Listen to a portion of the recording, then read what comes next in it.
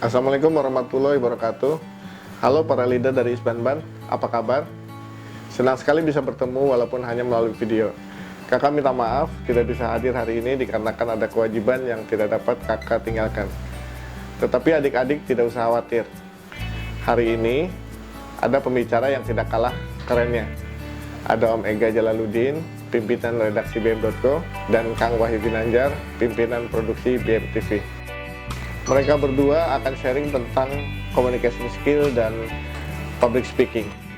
Sudah nggak sabar kan?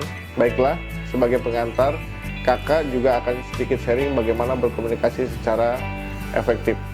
Simak baik-baik ya.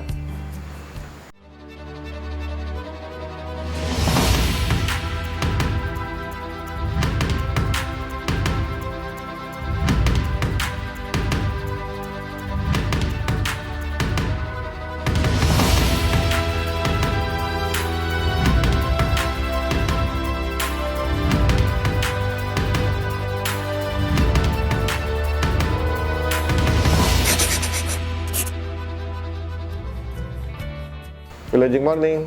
Pernahkah adik-adik Isbanban perhatikan bahwa orang-orang sukses lebih sering mengenakan baju yang itu-itu saja? Contohnya mantan CEO Apple, Steve Jobs, dan CEO Facebook, Mark G. Mereka lebih sering terlihat menggunakan atasan, kaos, dan celana yang senada. Steve Jobs senang dengan baju turtleneck warna hitam dipadukan dengan celana jeans. Sedangkan Mark G kerap kali tampil memakai t-shirt warna abu-abu dipadankan dengan celana jeans.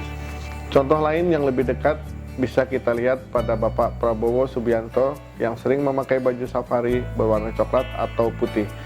Demikian juga dengan Presiden Joko Widodo yang selalu menggunakan kemeja putih. Baju yang mereka pakai itu bukan tanpa maksud. Paling tidak ada 3 simbol dalam cara berpakaian yang selama ini ingin mereka sampaikan. 1 simbol perjuangan, 2 simbol efisiensi, dan 3 simbol diri. Ini adalah salah satu cara berkomunikasi yang dilakukan seorang leader untuk menunjukkan bahwa mereka setiap hari selalu mempunyai semangat dan gelora yang sama dalam memperjuangkan sesuatu. Memakai baju yang senada juga menunjukkan bahwa sang leader selalu membuat persiapan yang baik, lebih cepat, dan lebih efisien. Tidak perlu membuang waktu untuk memilih baju yang dikenakan. Jadi leader itu harus punya karakter. Dan memakai baju yang senada adalah cara termudah dan termurah untuk menjadi terkenal. Kita akan mudah dikenal dengan pakaian khas kita dan lama-kelamaan akan menjadi identitas kita. Jadi, paham dong sekarang kenapa saya suka pakai baju berlogo Superman? Menurut Dr. Dasep Suryanto, dalam bukunya yang berjudul Effective Leadership Communication, ada 21 jenis komunikasi yang efektif untuk mencapai kesepakatan, persetujuan, dukungan, komitmen, dan tindakan. Dari 21 inspirasi komunikasi tersebut, yang paling menarik buat saya adalah kekuatan 3 pesan atau lebih dikenal dengan the power of 3. Kekuatan 3 pesan merupakan kemampuan menyampaikan informasi ringkas yang tepat dan jelas, dapat membangkitkan inspirasi, dan sangat berkesan sehingga akan terus diingat dan berhasil mempengaruhi pendengar.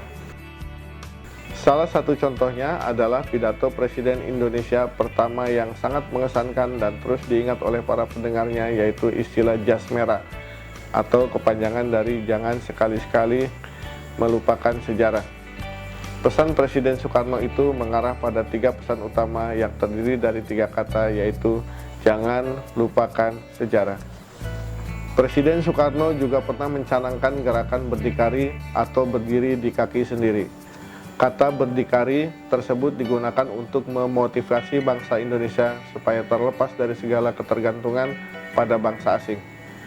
Pada prinsipnya, pesan utama yang ingin disampaikan terdiri dari 3 kata utama, yaitu berdiri di kaki sendiri.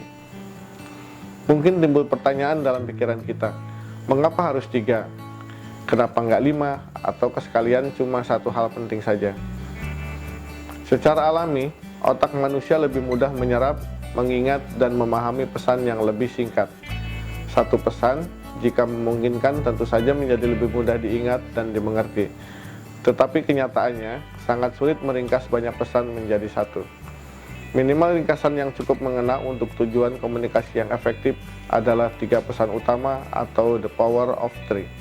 Kekuatan 3 pesan sudah sangat populer di bidang pelatihan misalnya. Dikenal 3 tahap untuk menjadi ahli, yaitu belajar, berlatih, dan menjadi ahli. Dalam teknik menulis pesan, dikenal 3 bagian, yaitu perkenalan, isi pesan, dan kesimpulan. Begitu juga dengan cara bercerita yang baik. Ada 3 urutan, yaitu awal, pertengahan, dan akhir. Novel, film, dan video game juga sering merancang 3 serial yang disebut trilogi. Di bidang politik juga dikenal dengan 3 pembagian peran utama, yaitu eksekutif, yudikatif, dan legislatif. Keajaiban 3 pesan ini bisa kita lihat di sepanjang sejarah para pembicara publik, tokoh-tokoh terkemuka, dan para pemimpin dunia. Mari kita lihat beberapa contohnya. Yang pertama, di arena pertandingan olahraga Olimpiade. Semangat meraih kemenangan disampaikan dengan semboyan berbahasa Yunani yang terdiri dari 3 kata, yaitu Citius, Altius, Fortius, yang artinya tercepat, tertinggi, dan terkuat.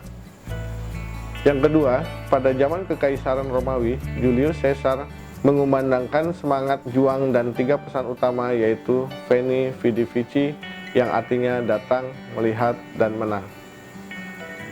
Yang ketiga, Bapak Pendidikan Indonesia Suwardi Suryaningrat atau Ki Hajar Dewantara memberikan petua dalam 3 pesan utama, yaitu Ing Ngarso Sung Tulodo, Ing Madya Mangunkarso, dan Tuturi Handayani, yang artinya di depan memberi teladan, di tengah membangun semangat, di belakang memberi dukungan. Nah, jika adik-adik Isbanban ingin menyampaikan pesan penting kepada tim atau siapa saja pendengar kita, pilihlah 3 hal yang paling dramatis dan signifikan dengan mempertimbangkan 3 hal berikut. 1. Pesan yang sesuai. Saat menyampaikan pesan, pikirkan sesuatu yang terkait dengan konteks dan situasi dengan kebutuhan sehingga pesan singkat kita dirasa sangat tepat sebagai solusi. 2. Tujuan yang jelas. Sebelum meringkas suatu pesan, pikirkan lebih dahulu apa sebenarnya target yang ingin dicapai dan apa objektivitasnya. Dengan mengetahui secara jelas tujuan dan sasaran yang ingin dicapai, kita bisa membuat pesan singkat kita tepat sasaran. 3. Akhir yang mengesankan. Pesan singkat yang relevan dan tepat sasaran perlu diperkuat dengan kalimat penutup yang meyakinkan sehingga mendapat respon maksimal sesuai dengan yang kita harapkan. Singkat kata, kita harus mampu menyampaikan pesan secara ringkas, padat, dan tepat. Kekuatan the power of 3 membuat pesan yang disampaikan lebih menarik. Ingat, komunikasi adalah bagaimana pesan kita diterima, bukan pesan apa yang kita sampaikan. Menggunakan kekuatan 3 pesan merupakan cara yang paling efektif agar pendengar mengingat perkataan dan pesan kita.